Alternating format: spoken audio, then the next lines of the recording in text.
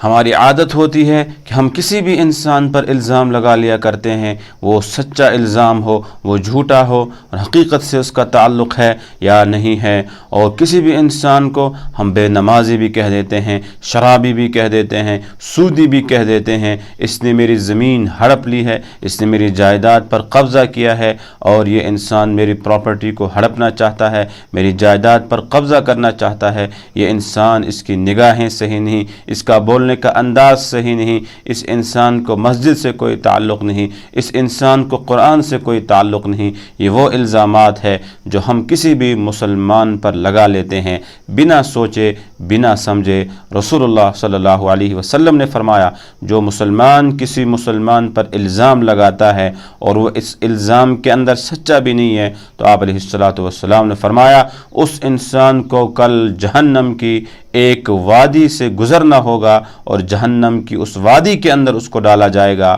اور جس میں جہنمیوں کا بہتا ہوا پیپ ہوگا، اس بہتے ہوئے پیپ کے اندر اس انسان کو داخل کیا جائے گا، اور اس پیپ کی وادی میں اس انسان کو رہنا ہوگا جو مسلمانوں پر الزام لگاتا تھا، جو مسلمانوں پر جھوٹے الزامات لگانے سے باز نہیں آتا تھا، اس انسان کو یہ سزا دی جائے گی۔ دوسرے موقع پر رسول اللہ صلی اللہ علیہ وسلم نے فرمایا کہ 5 قسم کے گناہ ایسے ہیں جن گناہوں کا کوئی کفارہ نہیں، 5 قسم کے گناہ ایسے ہیں جن کا کوئی کفارہ نہیں۔ ان میں سے سب سے پہلا گناہ کہ اللہ کے ساتھ کسی چیز کو شریک ٹھہرانا، دوسرا کسی انسان کا ناحق قتل کرنا، تیسرا کہ وہ انسان جو جنگ سے بھاگ جاتا ہے اس انسان کے اس جرم کا بھی کوئی کفارہ نہیں، اور چوتھا آپ نے فرمایا کہ مومن پر الزام لگانے والا، جھوٹا الزام لگانے والا، اس گناہ کا بھی کوئی کفارہ نہیں، اور پانچواں آپ نے فرمایا کہ جھوٹی قسم کھا کر کسی کی جائیداد پر قبضہ کرنا یا اپنی پراپرٹی کو سیل کرنا، بیچنا، یہ بھی وہ گناہ ہے کہ جس کا کوئی کفارہ نہیں ہے۔ قرآن نے بھی کہا ہے والذین یرمون المحصنات ثم لم یأتوا بأربعة شہداء فاجلدوہم 80 جلدہ ولا تقبلوا لہم شہادۃ ابدا۔ وہ لوگ جو مومن عورتوں پر، پاک دامن عورتوں پر الزام لگاتے ہیں، جھوٹا الزام لگاتے ہیں، اور پھر ان کے پاس اس الزام پر کوئی گواہ بھی نہیں، 4 گواہ بھی موجود نہیں، والذین یرمون المحصنات ثم لم یأتوا بأربعة شہداء فاجلدوہم 80 جلدہ۔ ایسے لوگوں کو، ایسا الزام لگانے والوں کو کہ کوئی کسی کو بھی یہ کہہ دیتا ہے کہ اس کا کریکٹر ٹھیک نہیں، اس کا کردار ٹھیک نہیں، مردوں کے بارے میں، عورتوں کے بارے میں،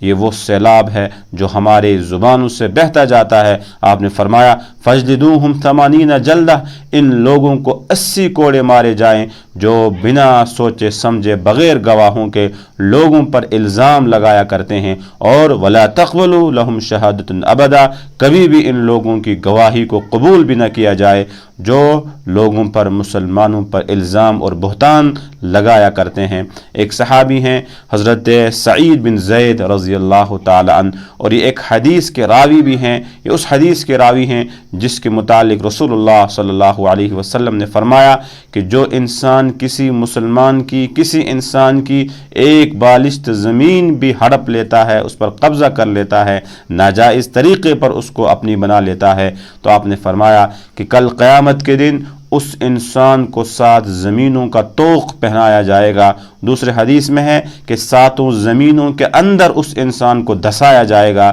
جس نے ایک بالشت زمین بھی کسی انسان کی ہڑپ لی ہو۔ یہی چونکہ راوی بھی حدیث کے ہیں، ایک عورت نے ان کے اوپر الزام لگایا، عورت کا نام تھا عروہ بنت اویس۔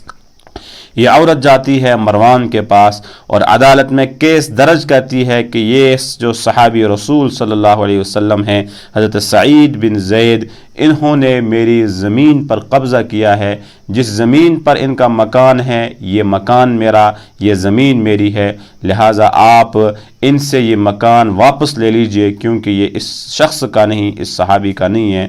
مروان کے پاس خود چلے جاتے ہیں حضرت سعید بن زید رضی اللہ تعالی عنہ، اور مروان کا جب یہ سنتے ہیں کہ اس عورت نے میرے اوپر یہ الزام لگایا ہے، اور حضرت سعید بن زید مروان سے کہتے ہیں میں کیا اس عورت کی زمین پر، اس کے گھر پر میں قبضہ کر سکتا ہوں؟ میں تو وہ صحابی ہوں جس نے خود رسول اللہ صلی اللہ علیہ وسلم سے یہ حدیث سنی ہے کہ جس نے بھی کسی کے ایک بالشت زمین پر بھی قبضہ کیا ہو، کل قیامت کے دن ساتوں زمینوں کا طوق اس کو پہنایا جائے گا۔ کیا میں اس عورت کی اس پراپرٹی پر قبضہ کروں گا؟ اور تو حضرت مروان کہتے ہیں حضرت سعید بن زید سے، آپ اس کے بارے میں اپنے گواہوں کو لے آئیے، ہمسائیوں کو، پڑوسیوں کو لے آئیے، تاکہ میں اس معاملے کو حتمی شکل دے دوں کہ کون سچا ہے اور کون جھوٹا ہے، کس کی یہ زمین ہے اور کس کی نہیں ہے۔ تو حضرت سعید بن زید کہتے ہیں اگر اس عورت نے میرے اوپر یہ الزام لگایا ہے کہ یہ گھر اس کا ہے، چلو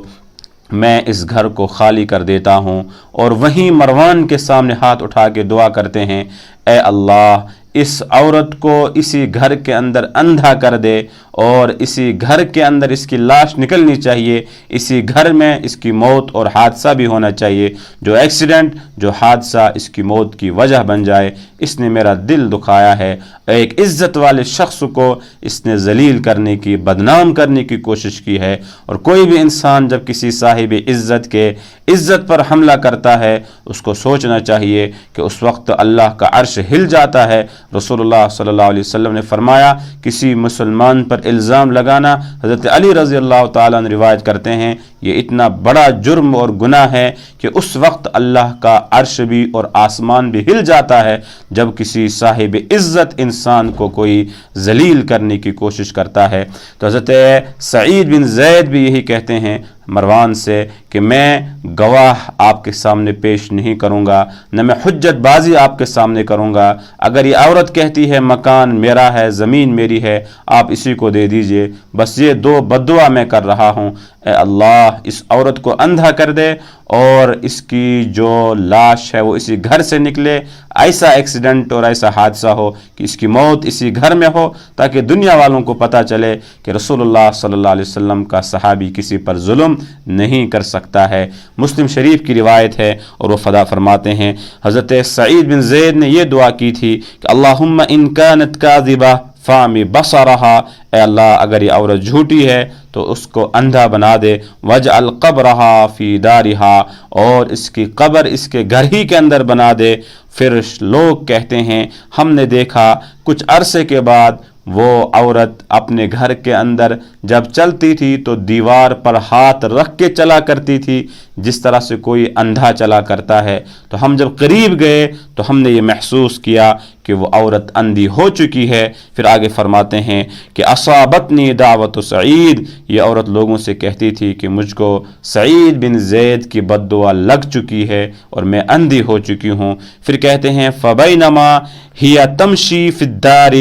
اسی درمیان ایک دن وہ اپنے گھر میں چل رہی تھی، مرت علی بئر الدار، تو وہ اپنے گھر کے کنویں کے پاس سے گزر رہی تھی، فواقعت فیہا، تو وہ اسی کنویں کے اندر گر جاتی ہے اور اسی کنویں کے اندر گرنے کے بعد مر جاتی ہے، اور کہتے ہیں فکانت قبرہا، اور اسی گھر کے اندر بلکہ اسی کنویں کے اندر اس کی قبر بھی بن جاتی ہے، لوگ اس کی لاش کو اس کے کنویں سے بھی نہیں نکالتے۔ یہ ہے کسی مسلمان پر الزام لگانا۔